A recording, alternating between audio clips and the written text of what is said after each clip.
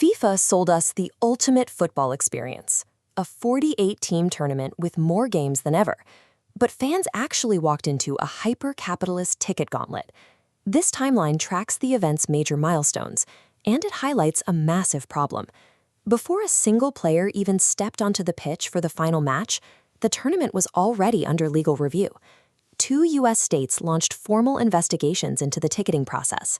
New York is spearheading one of those inquiries. The state's attorney general is actively examining whether the governing body exploited supporters by pushing prices so impossibly high they locked the general public out of the stadiums. Yet if you listen to the official press conferences, you heard a completely different story. FIFA president Gianni Infantino stood in front of cameras, repeatedly declaring the event a sold-out success. Then you look at the actual photos from the venues. Entire sections sat completely untouched for full 90-minute matches. You have state governments investigating exorbitant pricing on one hand and thousands of empty chairs on the other. That contradiction only makes sense when you understand exactly how these tickets were sold. For decades, the ticketing model was straightforward. The organization sets a flat price for a seat, you pay that exact amount, and you go to the game. Look at this graph comparing a traditional flat rate against the volatile curve of their new model. Instead of a set cost, FIFA implemented dynamic pricing. An algorithm now monitors real-time demand and automatically adjusts the price minute by minute. It is the exact same logic airlines use during the holidays or hotels apply during a major convention. When more people try to buy, the number automatically goes up. Because of that algorithm, securing a single seat and a modest 2-night hotel stay easily clears $2,000. And most fans are not staying right next to the stadium. If you stay in a major hub like Manhattan, you still have to travel across the river to the actual host venue in New Jersey. Local rail networks saw the demand spike and adjusted their own rates accordingly. A standard commuter trip that normally runs $13 suddenly costs nearly $100 for the exact same tracks. These cascading costs are not random market inflation. They are the direct, calculated output of systems optimized to extract maximum revenue at every possible choke point. But high valuations alone do not explain why the seats were empty on match day. If the algorithm pushed the numbers up, someone had to be buying them. The answer is software.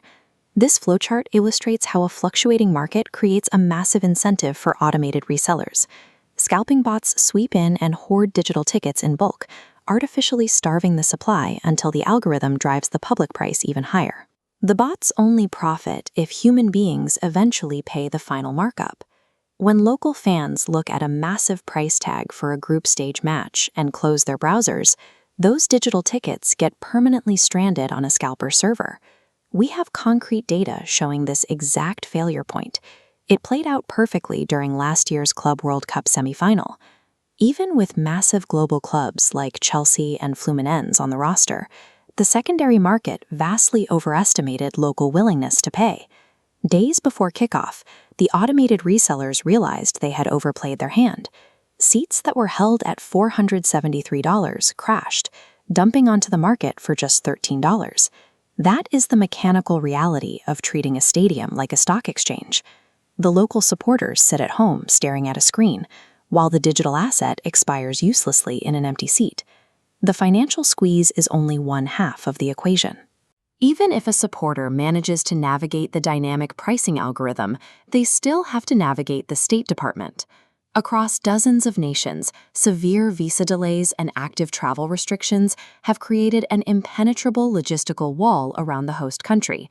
It does not matter if a family saved for 4 years or how much they are willing to spend. Bureaucracy stops them at the airport, entirely cutting them off from watching their own national team play. Throughout this logistical and financial breakdown, the governing body has maintained strict distance.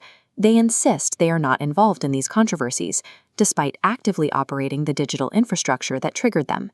It creates a mathematically perfect trap.